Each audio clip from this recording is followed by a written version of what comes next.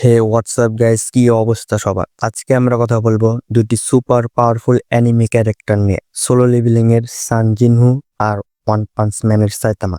যদি এই দুই ক্যারেক্টার একে অপরের বিরুদ্ধে ফাইট করত, তাইলে কে জিততো?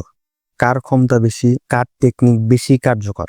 তাহলে চলো ভিডিওতে বিশ্লেষণ শুরু করে দিই। Character introduction.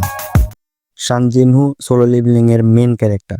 প্রথমে দুর্বল ডি র্যাঙ্ক হান্টার হিসেবে পরিচিত হলেও একসময় সে প্লেয়ার হয়ে যায় এবং শুরু হয় তার সীমাহীন শক্তি অর্জনের পথ। সে শ্যাডো মোনার্স হয়ে ওঠে। অন্যদিকে সাইডামা হলো ওয়ান পাঞ্চ ম্যানের মেন ক্যারেক্টার। সাইডামার বিশেষ পাওয়ার, সে মাত্র এক খুশিতে যে কাউকে ধূলিসাৎ করতে পারে। তবে তার কাহিনী কমেডি কেন্দ্রিক। সাইডামার পাওয়ার কখনোই ঠিকভাবে ব্যাখ্যা করা হয়নি। সে এতটাই পাওয়ারফুল যার কারণে তার কাছে এই সব ফাইট হাবিজাবি সব বিরক্তিকর লাগে। Power analysis. সান জিনহুর স্টেপ বাই স্টেপ তার পাওয়ার ইমপ্রুভ করে যাচ্ছে। জিনহুর shadow army, stealth shadow exchange এবং কিল করার স্কিল তাকে একজন পাওয়ারফুল শক্তিশালী ফাইটার বানিয়ে তুলছে। শ্যাডো মোনার্স হিসেবে জিনহু মৃত্যুকেও হার মানিয়ে দিয়েছে, এমনকি তার নিজের মৃত্যু তাকে থামাতে পারে নাই। অন্যদিকে সাইতামা, যদিও এটাকে কমেডি ক্যারেক্টার হিসেবে ইন্ট্রোডিউস করা হয়েছে, সাইতামার স্কিল একেবারে সীমাহীন বোঝানো হয়েছে। তার স্পিড, পাওয়ার, ডিফেন্স সবকিছুই বাস্তবের বাইরে বোঝানো হয়েছে। তো যাই হোক, সাইতামা আরো অনেক কিছুই করতে পারে, যেমন এক লাফ দিয়ে চাঁদ থেকে পৃথিবীতে ফিরে আসতে পারে, বিশাল গ্রহ এক ঘুষিতে ধ্বংস করতে পারে, ইত্যাদি ইত্যাদি আরো অনেক কিছু। যদি তাদের ভিতরে ফাইট হয় তাহলে কে জিতবে? ধরা যাক সাইতামা কোনোভাবে সোলো লেভেলিং ইউনিভার্সে চলে আসলো এবং তাদের দুজনের মধ্যে একটা ফাইট শুরু হয়ে গেল। প্রথমেই সান জিনহু তার শ্যাডো আর্মি দিয়ে ফাইট শুরু করত, যারা বারবার কোনো জন্মে নেবে। কিন্তু সাইতামা যদি কোনোভাবে বুঝে যায় এগুলোর পিছনে জিনহু আছে, জিনহু সবগুলোকে কন্ট্রোল করছে, তাকে শেষ করলে সব শেষ হবে, তাইলে সাইতামা সরাসরি জিনহুকে লক্ষ্য করবে।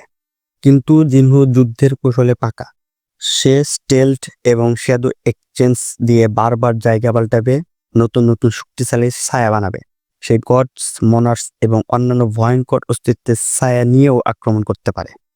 তবুও শেষ পর্যন্ত যদি এই যুদ্ধ সরাসরি মুখোমুখি হতো, তাহলে সাইতামার একমাত্র কাজ হতো একটা সঠিক ঘুষি বসানো, আর সেটা লাগলেই জিনহুর শ্যাডো পাওয়ার যতই শক্তিশালী হোক, হয়তো আর রক্ষা পাওয়ার উপায় থাকবে না। গল্পের টোন। এখানে একটা বড় পার্থক্য আসে দুজনের কাহিনীর ধরনের ভিতর।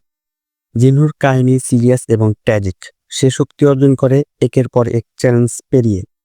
আর সাইতামার কাহিনী মূলত একটি গ্যাপ, যেখানে সে এত শক্তিশালী যে তার আর কোনো প্রতিদ্বন্দ্বী থাকেই না।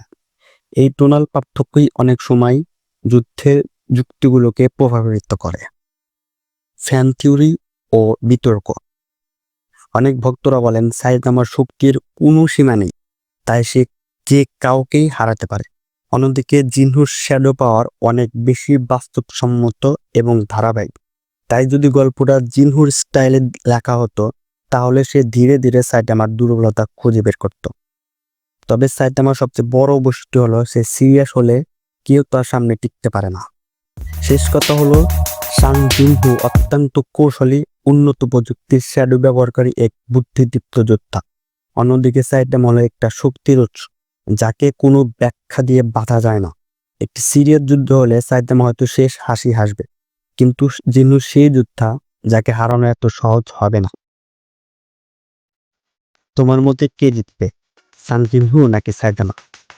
কমেন্টে জানিয়ে দাও এবং ভিডিও ভালো লাগলে লাইক করো, চ্যানেলটা সাবস্ক্রাইব করতে ভুলো না। এমন আরো ডিপ অ্যানিমে ব্যাটেল অ্যানালাইসিস পেতে চোখ রাখো আমাদের চ্যানেলে। ওকে, আজকের জন্য এইটুকুই। শীঘ্রই দেখা হচ্ছে নেক্সট কোনো ভিডিওতে। ওকে, বাই বাই।